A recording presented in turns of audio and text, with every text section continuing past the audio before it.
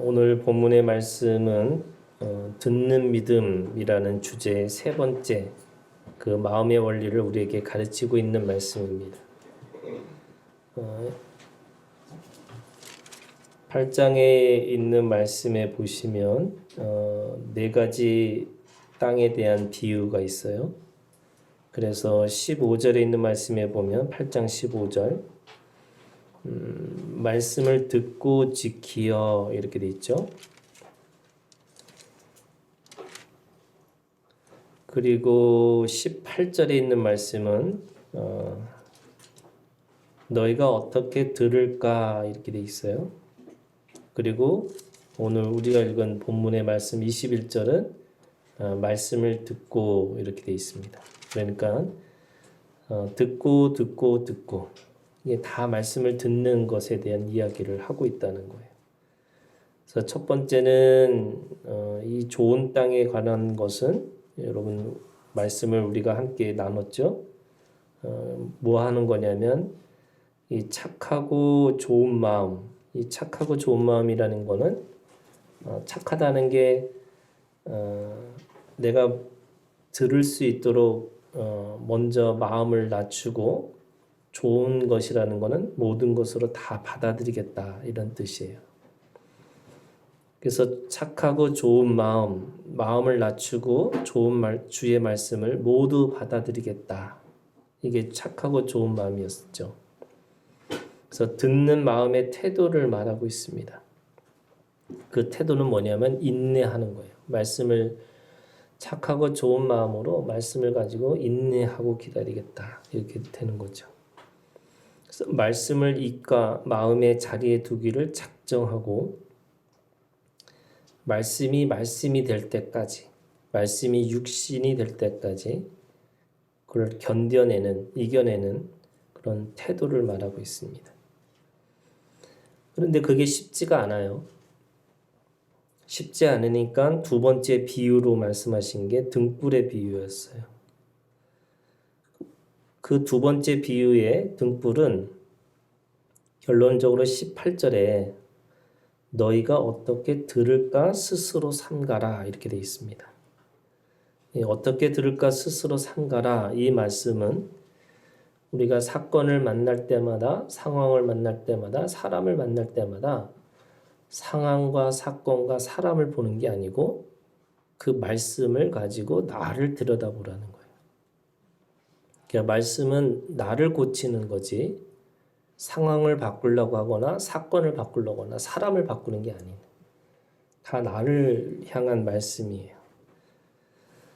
그래서 자기 자신의 속마음을 들여다보라. 이게 이제 두 번째 우리에게 주신 원리였습니다. 말씀을 잘 견디려면 제일 좋은 거는 자기를 들여다보라. 이렇게 얘기하는 거죠. 아멘. 그래서 몸으로 듣고 있는 게 진짜고요. 자신에게 적용해야 진리의 말씀이고요. 의와 평안과 희락이라고 하는 내 삶 속에서의 적용이 진리의 말씀이에요.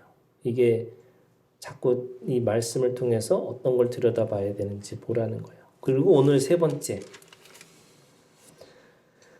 21절의 결론으로 얘기하면 말씀을 듣고 행하는 이 사람들 말씀을 듣고 행하는 이 사람들로 살라는 거죠. 그런데 여기에 이 19절이 오기 전에 무슨 말씀을 하셨냐면 18절에 있는 말씀을 하셨어요.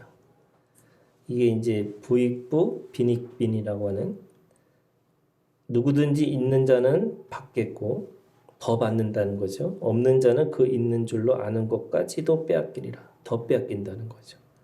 이게 부익부 빈익빈이에요. 그런데 이게 물질의 세계가 아니고 관계의 세계라고 그랬잖아요.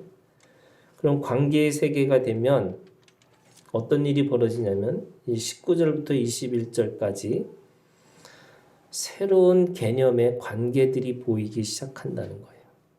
이 새로운 관계. 이전까지 우리가 알 수 없었던, 우리가 지금까지 볼 수 없었던 관계, 그 관계를 우리가 알 수 있다는 겁니다. 그렇기 때문에 말씀의 관계로 사는 것은 새로운 관계의 시작이고 이 관계는 말씀을 듣고 행하는 마음에서 시작된다는 거죠. 그래서 더 많은 관계를 하게 된다는 거예요. 그죠? 부익부, 빈익빈. 그 관계가 없는 말씀을 행하지 않을 경우에는 있는 관계도 다 깨진다는 거죠. 말씀을 행하고 살아가는 사람에게는 새로운 관계가 계속 만들어진다는 거예요. 그래서 말씀을 듣고 행하는 마음으로 들어야 되는데 그게 뭐냐? 마음의 열매로 하나님의 나라의 가족, 새로운 관계의 눈이 열린다는 거예요. 어머니와 동생들이 생기는 거죠. 지금 이게 오늘 이 말씀에 가지고 있는 주제입니다.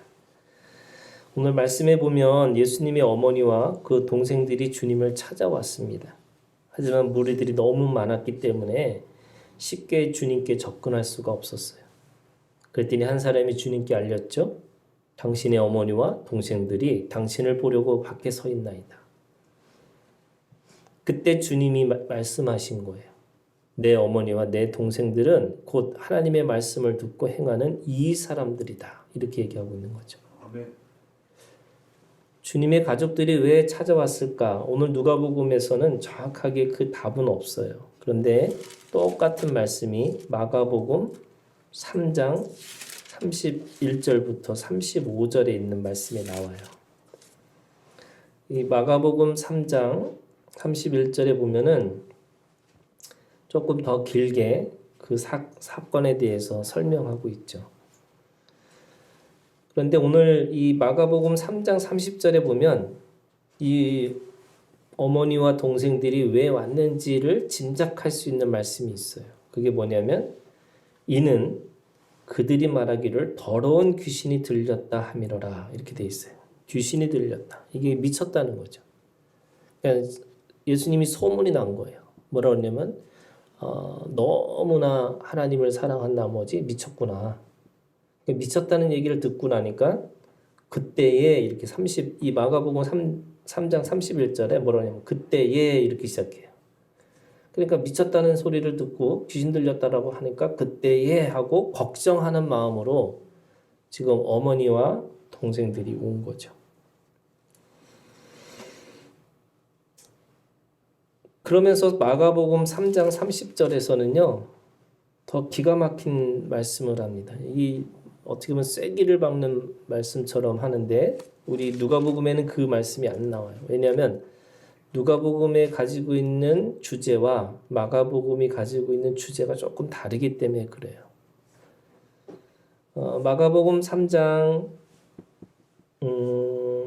33절에 뭐라고 얘기하시냐면 지금 바깥에 어머니하고 동생들이 그리고 거기다 여기는 누이까지 온 가족들이 다 총동원한 거예요. 밖에서 찾고 있습니다. 그랬더니 마가복음 3장 33절에 뭐라 하냐면 대답하시되 누가 내 어머니며 동생들이냐. 더 쐐기를 박는 말씀이죠. 누가 내 어머니고 내 동생이냐 하고 이렇게 반문하는 겁니다. 혈연인 어머니와 형제들을 무시하거나 공경하지 않는 것 같은 말투입니다. 또는 혈육의 관계를 무시하거나 공경하지 않는 것이 곧 하나님 나라의 새로운 가족 관계인 것처럼 느껴지게 하는 거죠. 그래서 여러분 우리가 너무나 잘 알고 있는 것처럼 이단들이 그렇잖아요. 하나님의 새로운 가족들을 만나니까 육신의 가족은 가족이 아니다 이렇게 얘기하는 거죠. 그래서 그 유명한 그 장면이 있어요. 저도 지금도 기억나는데 CBS 방송국에서 신천지에 대해서 방송을 할 때 어머니한테 아주머니는 누구세요? 이렇게 얘기하잖아요. 이게 똑같은 얘기잖아요. 그죠? 예수님이 누가 내 어머니고 누가 내 형제냐 이렇게 반문하는 그 말씀이에요. 근데 이런 느낌은 그냥 느낌일 뿐이에요. 마가복음에서 예수님의 이 반문을 너무나 확대 해석한 거죠. 다시 말해서 잘못된 적용의 해석입니다. 주님은 율법을 완성하러 오셨지 율법을 파괴하러 오시지 않았죠. 그러면 여러분 생각을 해보세요. 이 누가복음에도 결국에는 말씀을 듣고 행하는 이 사람들, 그 말씀을 듣고 행하는 사람, 말씀을 듣는 거라는 게 결국 어떤 말씀이냐면 새로운 말씀이 아니에요. 이게 물론 새로운 사랑에 대한 개념을 확대해 쓴 거지, 기본적으로 우리가 구약의 이 율법을 무시했다면 구약을 없애버리는 게 낫잖아요. 그런데 구약을 이어서 신약으로 오는 거잖아요. 그러니까 사랑의 단계도 그렇게 시작하는 거예요. 그런데 구약에 가지고 있는 최고의 말씀이 뭐냐면 십계명이에요. 그 10계명 중에 1계명부터 4계명은 하나님에 대한 말씀이고 5계명부터 10계명까지 6개는 인간의 관계에 대한 말씀을 하는데 그 5번째의 말씀이 부모를 공경하라 이거잖아요. 아멘. 그러니까 아니 말씀을 행하는 거 당연히 그 말씀 안에 10계명이라고 하는 부모를 공경하라는 말씀이 있는 건데 말씀을 공경하는 것 자체가 이 말씀을 따르는 것 자체가 부모님한테 공경하는 건데 어떻게 육신의 부모를 내가 멀리 할 수가 있어요? 말이 안 되는 거잖아요. 제가 어느 날 제가 대통령이 국민이 이렇게 뽑은 거라고 그런데 자기가 다 주인인 것처럼 행세했다 이렇게 우리 아들한테 얘기를 했어요. 초등학교 때죠. 그러면서 이 대한민국 국민이 주인인데 왜 대통령이 주인 것처럼 했냐 이렇게 했더니 우리 아들이 대통령도 국민 아니야? 그러는 대통령이 국민이구나. 그래서 알았어요. 대통령도 주인이구나.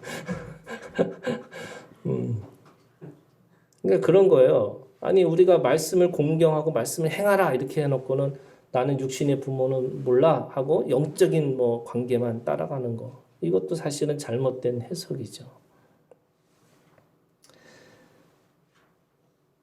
그리고 사실은 예수님이 비판했던 것도 말씀을 빙자해서 부모님한테 효도하지 않는 것에 대해서 아주 신랄하게 비판하셨어요. 고르반 이거 아시잖아요. 이 고르반이라는 게 뭐냐면 자기가 뭔가 이렇게 사용하려고 할 때 고르반 하나님 앞에 드렸다라고 하면 누구도 그러니까 부모한테 공경하는 것도 안 해도 되는 거예요. 그냥 고르반만 외치면 이거 하나님이 거야 이러면 누구한테도 안 해도 된다. 근데 그거에 대해서 예수님이 비판하셨거든요. 그래서 사람이 태어나서 죽을 때까지 벗어날 수 없는 관계가 혈연이라는 피해 관계입니다. 그 피해 관계에서 생명의 관계가 부모죠. 여러분 그 부모를 공경하는 것은 모든 사람, 피해 관계에서는 혈연의 관계에서는 가장 중요한 출발점이고 기본 관계라고 할 수 있습니다. 그러면 말씀을 듣고 행한다는 게 뭐냐? 여러분 사랑하라는 뜻이잖아요. 사랑의 그 모든 율법의 완성은 사랑이잖아요. 아멘. 그렇다면 육적인 관계를 미워하고 영적인 관계만 사랑하는 것은 육적인 사람을 미워하고 영적인 사람만 사랑하라는 건가? 우리가 세상 사람들은 미워하고 우리가 교회 다니는 사람은 사랑하는 건가? 그런 사람들만 사랑하고 있어요? 여러분 그래요? 아닙니다. 아니죠. 그러니까 하나님은 사랑이기 때문에 영적인 세계에서 육적인 세계로 들어오셨어요. 여러분 거꾸로잖아요. 예수님은 하나님이신데 가장 천한 또는 가장 비참한 그 물질의 세계로 들어오신 거예요. 그래서 하나님이 육신이 되셨다. 이거를 그 다른 번역으로 쉽게 번역을 이렇게 하더라고요. 가장 고귀하고 가장 거룩한 영적인 하나님이 썩고 새하고 없어지는 가장 쓸모없는 고깃 덩어리가 되셨다. 이렇게 번역을 하는 것도 봤어요, 제가. 근데 그게 사랑이라는 거예요. 우리가 사랑이라고 하는 것 자체가 어떤 사람들만 이런 거예요. 제가 가끔 큰 교회 목사님들하고 관계하다 보면 그런 생각이 있어요. 장로님들이 그 교회 목사님만 목사고요. 다른 사람은 목사가 아니야. 특별히 큰 교회에서 부목사들은 목사가 아니에요. 일꾼이에요, 일꾼. 근데 하물며 뭐 그런 건데 다른 교회 목사님, 특별히 작은 교회 목사님, 뭐 목사로 취급하지도 않아요. 그냥 저는 아니 그렇게 하나님 앞에서 권위를 가지고 교회 목사님이라고 하면서 어떻게 그것도 너무나 세상적인 방법인 거잖아요. 기준이 세상적인 거예요. 그냥 똑같아요. 하나님의 사랑은 내리 사랑인데 여러분 밑으로 흘려보내는 것이 사랑의 속성입니다. 그렇기 때문에 하나님의 사랑은 먼저 사랑이죠. 우리가 연약할 때, 우리가 죄인이었을 때, 우리가 원수 되었을 때 주님은 먼저 우리를 사랑하셨습니다. 먼저 사랑하기 위해서는 자기 자리에서 내려와 하는 거죠. 자기 자리를 내어주는 거예요. 이게 사랑의 속성, 사랑의 내용이잖아요. 그런데 우리가 누구만 사랑하겠다. 예를 들면 교회 영적인 뭐 이런 것만 사랑하겠다. 아니에요. 하나님은 영적인 것에서 육적으로 내려오신 것처럼 오늘도 우리가 사랑이라는 걸 어떻게 사랑하는 거냐? 당연히 우리가 사랑하는 건 당연한 거지만 그 사랑이 넓어져야죠. 더 깊어져야 돼요. 그리고 우리가 가지고 있는 그 수준, 그 영역을 뛰어넘어야죠. 저는 기독교가 지금 가지고 있는 사랑이 가지고 있는 어떤 이 편협성이라는 거, 우리 교회만 잘 되면 돼요. 다른 교회도 경쟁 상대고요. 우리만 성공하면 돼요. 그게 결국에는 다른 사람들 다 망하게 해도 된다고 생각하는 거예요. 그러면 예수님의 하나님의 나라의 가족의 개념은 무슨 뜻일까? 오늘 그랬잖아요. 하나님이 우리에게 하나님의 말씀을 듣고 행하는 이 사람들이 새로운 관계 안에서 내 어머니고 내 동생들이다 라고 하는 이 개념이 도대체 무슨 뜻일까? 첫 번째는요. 육적인 관계를 영적인 관계로 만들어 간다는 뜻이에요. 여러분 이걸 잘 이해하셔야 돼요. 우리가 영적인 관계가 맞아요. 그런데 그 영적인 관계 안에서만 사랑하는 게 아닌 거예요. 우리의 사랑은 계속 육적인 관계를 영적인 관계로 바꿔가는, 이게 이제 함께 자라나는 거고 함께 그렇게 바라보기에 살아가는 거죠. 여러분 예수님 곁에서 지금 말씀을 듣고 있는 사람들이 누구냐면 무리고 제자들이에요.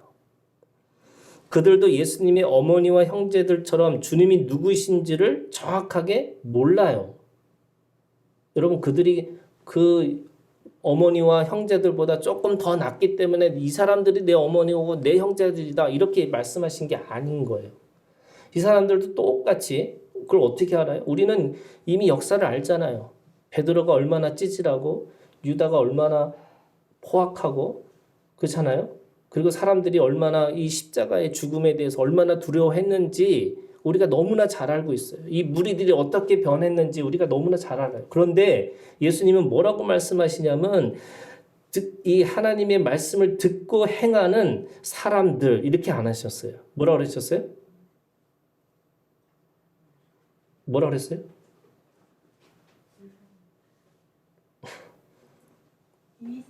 네, 이 사람들이 누구예요?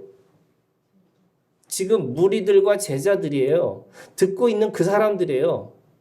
일반화돼서 하나의 원리를 말씀하신 게 아니고 야, 내 어머니, 내 형제가 누구냐?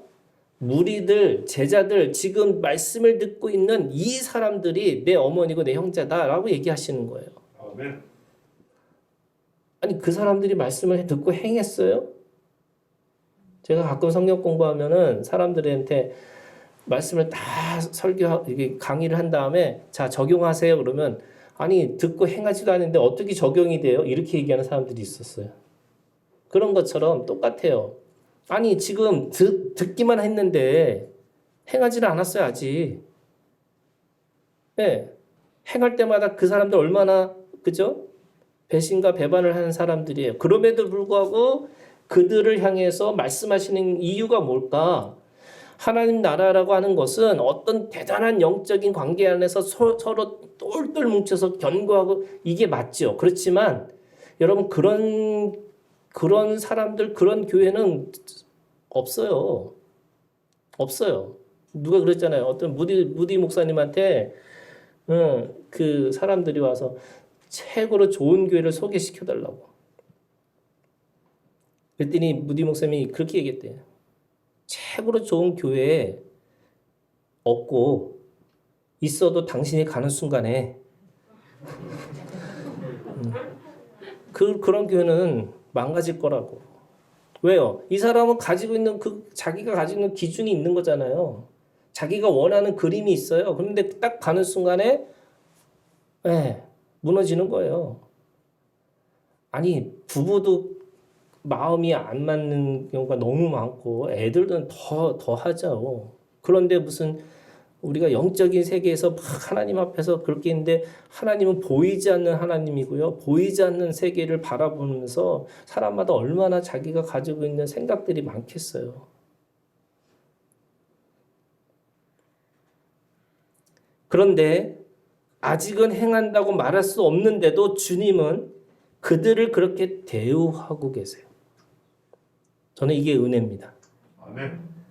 이것이 하나님 나라의 가족이에요. 어떻게 해요? 하나님의 나라의 가족으로 대우하고 있다는 거예요. 먼저 부르고 먼저 그렇게 대우하고 하나님 나라의 가족으로 사는 마음이 말씀의 결실이라는 거예요. 여러분, 말씀의 결실이라는 건 어떤 거냐면 내가 가지고 있는 걸 완성으로 바라보는 거예요. 완성으로 그렇게 대우하는 거예요. 하나님의 사람으로 하나님의 내 어머니와 내 형제로 받아들이고 그렇게 살겠다고 결정하는 거예요. 이게 저는 하나님 나라의 가족의 개념이라고 생각해요. 그 사람들이 어머니의 역할, 형제 역할을 했느냐? 여러분 이건 또 다른 문제예요. 저도 제가 교회에서 힘들 때마다 우리 가족들이 우리 교회 다녔으면 얼마나 좋을까 이런 생각 한 적 있어요. 네. 여러분 이랬던 저랬던 가족이 제일 가까운 것처럼 느껴지잖아요. 나를 끝까지 지지할 사람이 누구냐? 가족밖에 없는 것처럼 느껴지잖아요. 특별히 힘든 일을 겪은 사람일수록 가족이 소중하구나 이거 경험할 수밖에 없잖아요. 그런데 여러분 하나님의 나라라고 하는 이 우리가 믿음이라는 거는 결국 그 사람이 어머니의 역할, 형제의 역할을 했느냐가 아니라 우리의 하나님의 나라의 가족의 개념은요. 그렇게 믿음으로 대우하고 시작하는 거예요. 네.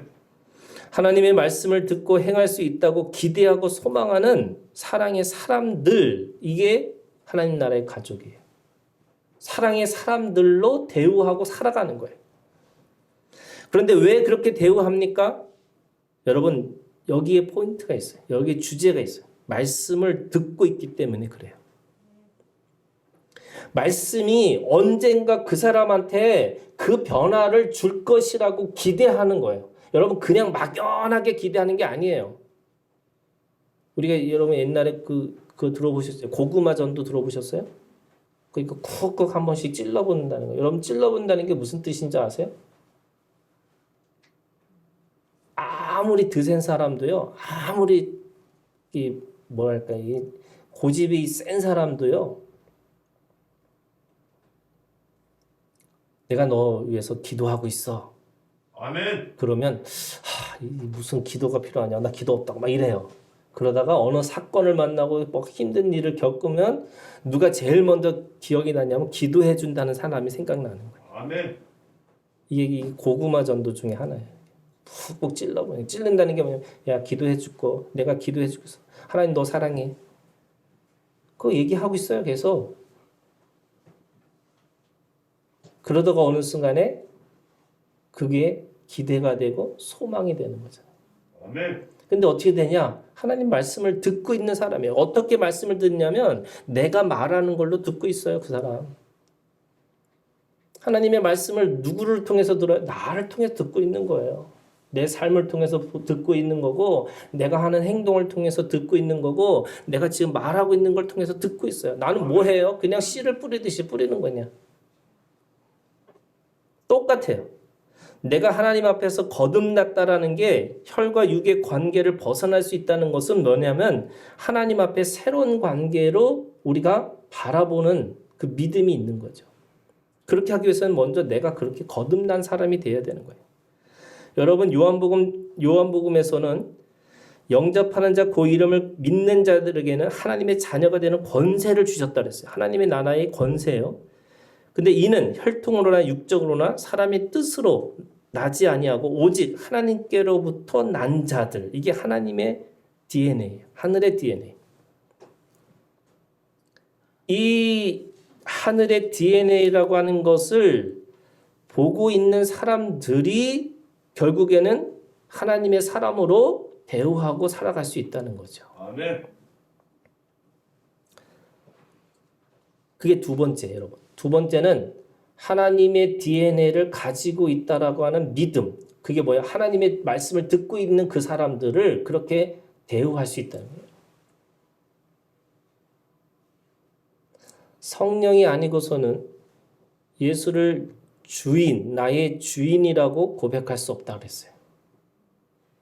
그 말은 뭐냐면 그렇게 주인이라고 고백할 수 있는 말씀을 들었기 때문에 그들이 하나님의 가족, 내 가족이라고 그렇게 대우할 수 있다는 거예요. 그럼 우리는 육적인 관계에 계속 가야죠. 해야죠. 사랑해야죠. 내가 더 눈높이 해줘야죠. 내가 뭔가 가르치는 자가 아니라 그들과 같이 함께 살아가는 사람으로 눈높이 하면서 그들에게 하나님의 DNA가 있다는 것을 계속 우리가 말씀을 해 줘야 되는 거죠. 그러면서 세 번째예요. 하나님의 가족의 의미는 은혜의 관계예요. 그래서 서로 함께 살아가는 사람들이란 뜻입니다. 사는 게 생명이에요. 죽은 자는 살아있지 않습니다. 관계하지 않습니다. 죽은 자는 함께 나누고 베풀고 섬기지 않아요. 여러분 동물의 왕국에서는 그거를 함께 살아간다. 가족, 동물의 가족 이렇게 얘기하지 않아요. 그냥 동물의 세계예요. 그 안에는 먹이 사슬이 있고 생존의 기술로 어떻게든지 대적하는 삶밖에 없어요. 그래서 산다고 할 수가 없는 거예요. 더구나 영원히 산다는 것은 영원한 생명을 말하고 있는 건데 그 영원한 생명은 함께 살아가지 않기 때문에 하나님의 집에서 하나님과 함께 먹고 즐기는 가족이 될 수 없는 거죠. 이 은혜라는 게 뭐냐면 여러분 은혜는 계산하지 않습니다. 계산하는 순간에 우리가 동업자가 되는 거예요. 서로의 지분을 말하는 순간에 우리는 세상의 관계로 전락합니다. 가족은 그 이상의 관계가 있잖아요, 여러분. 여러분 가족이 이상한 관계잖아요. 저희 아들이 어제도 제가 어디 뭘 가자 그래서 네 소원 다 들어줄게. 단 돈은 안 돼. 그랬더니 계속 5만 원을 달라고. 자기가 거기를 가준 게 대단한 일이라고 빨리 5만 원 내놓으라고. 그래서 뭐 어제는 또 와가지고 밤에 또 이렇게 들어놓는데 와가지고 막 안고 뽀뽀해주면서 제발 5만 원 달라고.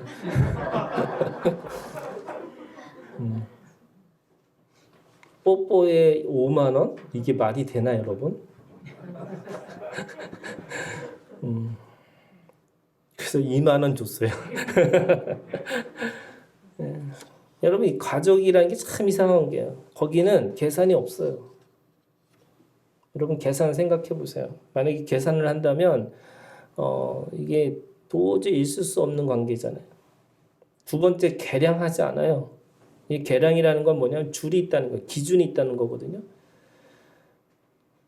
가족 관계에서는요. 기준이 있을 수 있죠. 그 안에 어떤 조그만 규범은 있어요. 그게 최소한의 규범이에요. 그런데 그 안에 너무 많은 기준들을 들이대면 그 집은 고아원이 되거나 아니면 어떤 회사가 되거나 뭐 그런 걸 보잖아요. 은혜는 계수하지 않아요. 무슨 말이냐면 사람의 편을 나누고 서로 비교하고 경쟁할 필요가 없습니다. 그냥 모두가 하나예요.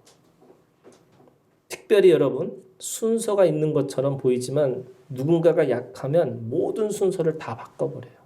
이게 가족, 은혜의 가족이잖아요.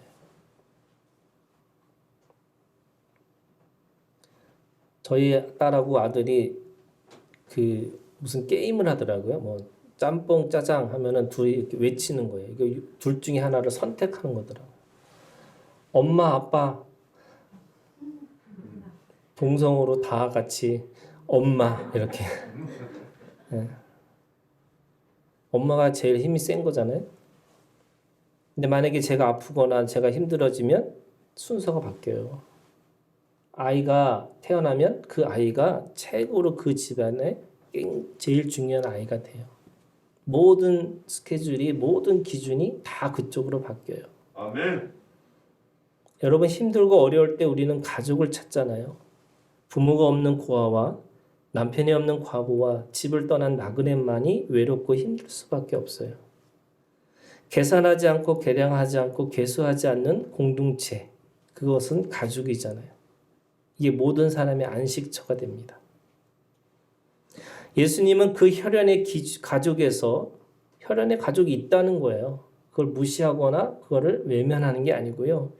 그 혈연의 가족에서 머물지 말고 하나님 나라의 가족으로 관계를 더 넓히고 그 관계의 수준을 더 높이고 더 친밀하게 더 깊은 관계를 하라고 하는 말씀이에요.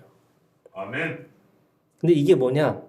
이게 말씀으로 행하는 결실이에요. 여러분, 말씀이 사랑이잖아요. 그럼 사랑으로 마지막 남는 게 뭘까요? 생명이에요. 사람이에요. 저는 사람을 남겨야 된다고 생각해요. 아멘. 건물이 교회가 아니고요. 결국 내 곁에서 끝까지 함께 할 수 있는 사람, 그게 가족이에요. 영적인 가족이에요. 혈연의 가족도 있죠. 그렇지만 그 혈연의 가족보다 더 오래하고 끝까지 남을 사람이 누구냐? 여러분, 함께 천국 가서 함께 살아갈 수 있는, 하나님 나라에서 살아갈 수 있는 하나님의 사람들이에요. 그러면 그 내 혈연이 하나님 나라에 같이 가기를 원하죠? 당연하죠. 그래서 더 사랑하고 더 보살피는 거죠. 내가 엄마고 내가 아버지고 내가 누구기 때문에가 사랑하는 것도 있지만 그거는 그냥 이 세상에서의 사랑이고요. 더 넓히셔야죠. 더 길게 가셔야죠. 그렇게 하려면 우리가 영적인 가족을 만들어야 되고, 그럼 영적인 가족을 만든다는 게 뭐냐? 그렇게 대우하고 살아가는 거예요. 내가 아멘. 믿음으로 그렇게 고백하고 그렇게 만들어 가는 거예요. 아멘. 그럼 믿음이 뭐예요? 정함이잖아요. 그러니까 믿음이 정함이라면 옆에 있는 사람들을 내가 내 가족으로 여러분 정하셔야 돼요. 아멘. 자, 여기 삼촌하고 저기 이모하고 아니면 같은 형제들끼리 서로 인사하세요. 아멘. 아멘. 자, 여기까지가 청년부 설교예요. 자, 하나 더 들어갈게요. 하나 더 들어가는 거예요. 그러니까 우리가 하나님 나라 가족이 되자 이거잖아요.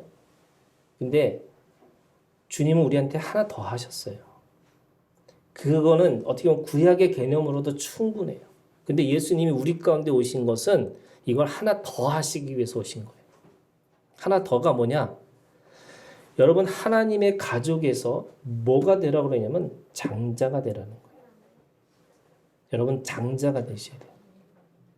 아멘. 제가 막내거든요. 내 막내인데 저는 우리 집안에 무슨 누가 결혼하고 누가 사촌이 팔촌이 어떤 사람인지 잘 몰라요. 진짜 몰라요. 근데 우리 형님은 우리 장남 형님은 온갖 가족들을 다 알 뿐만 아니라 그 뭐죠? 이게 부축의금, 부조금 어마어마하게 내세요. 여러분, 장자가 그런 사람들이에요. 근데 우리를 어떻게 부르셨냐? 하나님 나라의 장자로 부르셨다는 거예요. 아멘. 여러분, 그런 사람이에요. 우리는 그냥 하나님의 사람, 가족으로 내가 거기에는 어떻게 보면 하나 껴가지고 잘 살아보자 이게 아니고 하나님 나라의 장자로 우리를 부르셨는데 그게 장자의 신앙이에요. 예수님이 말씀하신 하나님의 말씀을 듣고 행하는 이 사람들이라는 게 뭐냐? 교회예요. 하나님 나라의 비밀이 교회 안에 있습니다. 특별히 말씀의 결실은 하나님의 나라, 교회를 세워나가는 과정이에요. 하나님은 우리를 왕 같은 제사장으로 부르셨고 그렇게 세우셨는데 이 왕 같은 제사장의 모임, 이 모임이 바로 예수 그리스도의 장자의 모임이에요. 영적인 장자의 권리가 레위인들에게 있었어요, 여러분. 그게 12족속의 이 장자, 진정한 장자가 누구냐? 제사장으로서의 레위 족속이에요. 그래서 오늘 민수기 3장 11절에서 13절의 말씀을 우리가 읽은 거예요. 원래 야곱의 12아들의 육적인 장자는 누구냐면 루벤이었어요. 하지만 루벤은 서모 비라와 간통하고 장자의 명분과 축복을 빼앗겼습니다. 시몬과 레위는 할례라는 거룩한 부활의 신앙을 빼앗는 자기 생각으로 원수의 피를 흐르게 해서 그게 세겜의 죄죠. 죄를 졌기 때문에 장자를 받지 못했어요. 그럼 누가 받았냐? 유다가 받았어요. 네 번째 아들. 그래서 유다 족속이 남유다로 해가지고 그 유다의 족속에 왕들이 나온 거죠. 하지만 영적인 그 장자의 권리는 누가 받았냐? 요셉이 받았어요. 요셉의 족속이 없죠. 왜 그러냐면 요셉의 아들 에브라임과 므낫세를 야곱이 손자를 아들로 삼았어요. 그리고 2배의 땅을 넘겨줬습니다. 영적인 장자의 권리를 준 거죠. 하지만 하나님은 또 다른 영적인 장자의 몸을 그 족속에게 넘겨주셨는데 이 유다 족속에게 영적인 이 장자권을 주셨음에도 불구하고 하나님은 어떻게 하셨냐면 레위 족속이라고 하는 땅을 갖지 않고 그냥 하나님만 바라보고 그래서 하나님에게 속한 거. 오늘 말씀해 보니까 3장 11절에서부터 읽으면 뭐라고 그러냐면 12절에 이렇게 돼 있어. 레위인은 내 것이라. 이 내 것이라는 게 뭐냐면 하나님의 속한 사람인데 그 속한 사람이 뭐냐면 진정한 장자라는 거예요. 이 사람들을 통해서 하나님이 어떻게 일하시는지를 보여주는 거예요. 그 영원한 장자의 모습, 레위 족속의 장자의 모습이 누구한테 나타났냐면 예수님한테 나타났어요. 이게 굉장히 어려운 개념이긴 해요, 여러분. 그럼에도 불구하고 이걸 누가 얘기하고 있냐면 히브리서가 얘기하고 있어요. 히브리서에 이 레위 족속, 제사장의 족속, 대제사장으로 오신 분이 누구냐면 예수님이에요. 근데 예수님은 레위 족속이라고 하는 이 혈연의 관계로 오신 것이 아니라 히브리서 7장 3절에 아버지도 없고 어머니도 없고 족보도 없고 시작한 날도 없고 생명의 끝도 없어 하나님의 아들과 닮아서 항상 제사장으로 있는 누구예요? 멜기세덱의 반차를 따라 멜기세덱의 그 차례를 따라서 오신 분이 예수님이라는 거예요. 그런데 그 멜기세덱의 그 반차를 따른 그 예수님이 어디서 보이셨냐면 레위 족속을 통해서 계속 보여주신 거예요. 제사장은 이런 사람들이라. 자, 그러면 장자의 왕 같은 제사장으로서 장자의 신앙을 갖고 있다는 게 뭐냐? 제가 이제 오늘 결론처럼 얘기할게요, 여러분. 3가지예요. 이 장자의 신앙을 갖고 산다는 것은 결국 여러분 제사장은 어떤 사람이냐? 사람을 향한 긍휼의 마음이 있는 사람이에요. 긍휼의 마음. 제사장은 사람들의 죄를 정죄하기보다는 그 죄를 짊어지는 사람들이에요. 매일 제사를 통해서 사람들의 거룩함을 향해 갈 수 있도록 자신의 시간을 사용하고 자신의 사적인 관계를 절제할 수 있는 사람이에요. 하지만 제사장의 가장 중요한 마음이 뭐냐? 이 오는 모든 사람들의 이야기를 들어줄 수 있는 마음이에요. 여러분 들어준다는 게 얼마나 힘든 것인지 아시죠? 이게 토론을 하면 들어주는 것보다 사람들은 말하는 게 더 빨라요. 근데 제사장이 가지고 있는 가장 기본은 뭐냐면 들어주는 사람이에요. 육적인 관계를 영적인 관계로 그렇게 대우하고 산다는 게 뭐냐? 여러분 들어주셔야 되는 거예요. 옆에 있는 사람한테 들어줘요. 옆에 있는 이야기를 들어주셔야 돼요. 도대체 뭐가, 어떤 게, 무엇이 그 상황에서 어떤 것들이 있는지를 계속 들어주는 건데 여러분 이 들어주는 마음이 뭐냐면 저는 긍휼이라고 생각해요. 공감하기 전에 들어주셔야 돼요. 들어줘야지 공감할 수 있는 거잖아요. 그래서 말씀을 듣는 자는 뭐 하는 사람이에요? 들어주는 사람이에요. 제가 말씀을 들을 수 있는 그 귀가 어디서 오는 거냐? 이 국률의 마음이 있다는 거예요. 국률의 마음. 제사장이 하나님의 나라의 가족, 하나님의 나라를 만들어가는 이 사람의 마음으로서 어떤 마음이 있냐면 여러분 사람들에게 열심히 들어주는 거예요. 지극히 작은 자가 무슨 얘기하고 있는지 어떻게 보면 세상에 가지고 있는 고아와 과부들이 무슨 말을 하고 있는지 그걸 들어주셔야 돼요. 긍휼은 다른 사람들과 마음을 일치하는 태도인데 장자의 신앙은 그 일치하는 마음으로 사람들을 얻는 거예요, 여러분. 사람을 얻는 방법은 들은 거예요. 생명을 얻는 거예요. 그렇기 때문에 장자의 신앙에서 사람들이 모이고 그 모이는 사람들이 서로 함께 살아갈 수 있는 삶의 터전을 세워나갈 수 있는 거예요. 여러분 교회가 장자들의 모임이에요.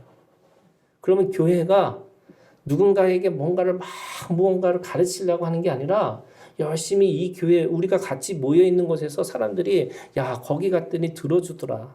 내 이야기를 내 형편을 들어주더라. 들어주는 마음이 있으셔야 돼요. 두 번째예요. 이 제사장에게는요 특별한 능력이 있는데 어떤 능력이냐면 물질을 흘려보내는 능력이 있어요. 저는 그게 물질을 흘려보내는 마음이에요. 레위 족속으로 제사장 족속은 이스라엘 사람들에게 10의 1조를 받았습니다. 그러면 다른 족속보다 이들은 30%를 더 받아 사용한 거예요. 10의 1조를 다 드렸어요. 그러면 10의 9잖아요. 12족속한테 받았으니까 10의 12가 되는 거잖아요. 그러니까 30% 더 받아요. 근데 이 왜 더 받느냐? 왜 더 받아요? 왜 더 받냐면 고아와 과부와 나그네를 돌보기 위해서. 아멘. 그 물질을 흘려보내기 위해서 내가 그것에 대해서 더 받는 거예요. 그러면 뭐예요?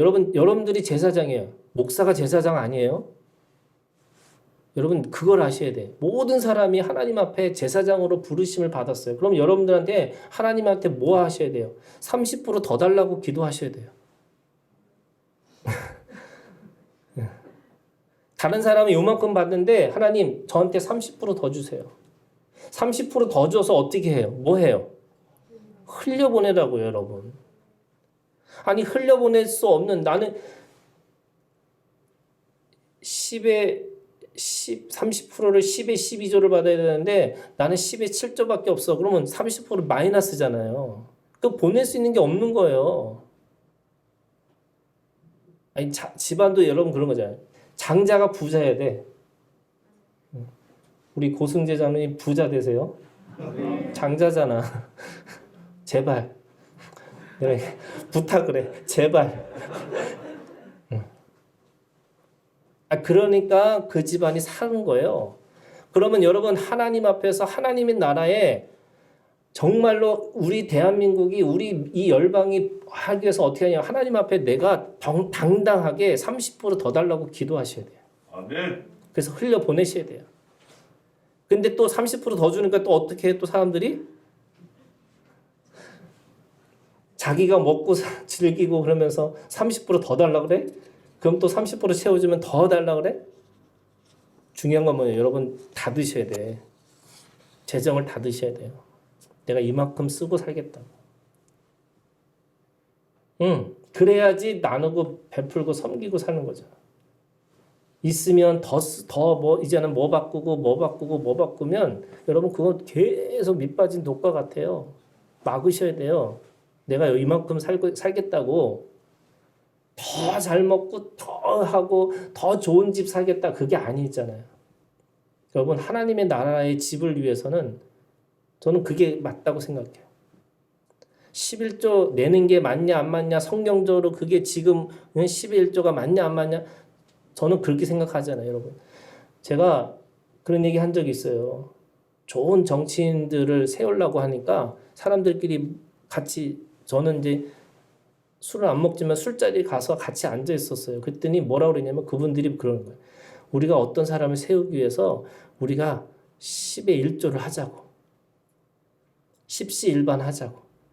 그래서 우리가 좋은 사람을 좀 이렇게 그 사람들을 좀 정치적으로 좀 세우기 위해서 우리 십시일반 해갖고 도와주자고. 이런 얘기하는 거예요. 그래서 십시일반을 잘 생각해 보니까 11조더라고요. 아멘. 아니 세상 사람들도요. 뭔가 자기네들이 하기 위해서 자기의 물질을 내놓는 거잖아요. 이게 영적으로 뭐 축복받느냐 뭐 하느냐 이런 걸 떠나서 내가 하나님 안에서 하나님의 것을 우리가 세우기 위해서 여러분 그거에 대해서 흘려보내는 마음이 있으셔야 돼요. 아멘. 그래야지 영적인 가족을 만들 수 있는 거예요. 아멘. 아무것도 나누지 못하고 아무것도 섬기지 못하는데요. 그게 어떻게 하나님 앞에서 그렇게 될 수 있겠어요? 세 번째 여러분. 제사장은 하나님 나라의 공동체의 마음이 있어요. 레위 족속은 자기 땅이 없습니다. 자기 집이 없어요. 엄밀히 따지면 자기를 보호하는 성읍도 없는 거예요. 뭐 6개의 성읍이 있다고 했지만 결국 그 성읍도 하나님이 그냥 그들이 사는 건데 어느 순간에 또 잘못되면 거기 성도 떠날 수 있는 성이에요. 자기 성이 아니에요. 단지 제사를 위해서 자신의 모든 것을 사용해야 합니다. 장자의 신앙은요, 자기에게 맡겨진 집을 일으키고 바르게 세워야 하는 의무가 있어요. 장자가 부모로부터 2배의 유산을 이어받는 이유가 그 안에 있습니다. 여러분, 하나님이 우리한테 영적인 2배의 능력을 주셨어요. 세상을 살아가는 데 있어서 세상 사람들은 너무 힘들게 살 수밖에 없어요. 왜냐하면 고하잖아요. 그런데 우리는 하나님께서 우리에게 이 세상을 이길 수 있는 능력도 주셨고요. 예수 그리스도의 십자가의 죽으심과 부활하심으로 말미암아 모든 세상의 권세를 우리에게 맡기셨어요. 아멘. 그러면 여러분 그 2배의 영역을 가지고 뭐 하셔야 되냐면 하나님 나라를 이곳에서 세워나가셔야죠. 아멘. 점점 뻗쳐서 내가 가지고 있는 육적인 관계가 영적인 관계로 변화시키셔야죠. 이게 거꾸로 가시면 안 돼요, 여러분. 영적인 관계를 계속 육적인 관계로 만들려고 하는 거예요. 육적인 관계를 하나님의 영적인 관계로 가족으로 만들어 가셔야 돼요. 아멘. 여러분 말씀을 들었어요? 그러면 인내하셔야 됩니다. 이게 첫 번째잖아요. 그러면 자기 스스로를 들여다보시고 자신의 몸에 적용하면서 인내하셔야 돼요. 이게 두 번째. 그러면 오늘 하나님의 나라의 가족들이 보이실 겁니다. 그러면 그 가족을 만들기 위해서 여러분 믿음의 행위를 드러내셔야 됩니다. 그것이 장자의 믿음이에요. 이 장자의 믿음으로 살기 위해서 말씀을 듣고 행하는 우리 하나교회 모든 성도들이 되시기를 주님의 이름으로 축복합니다. 아멘. 기도하겠습니다.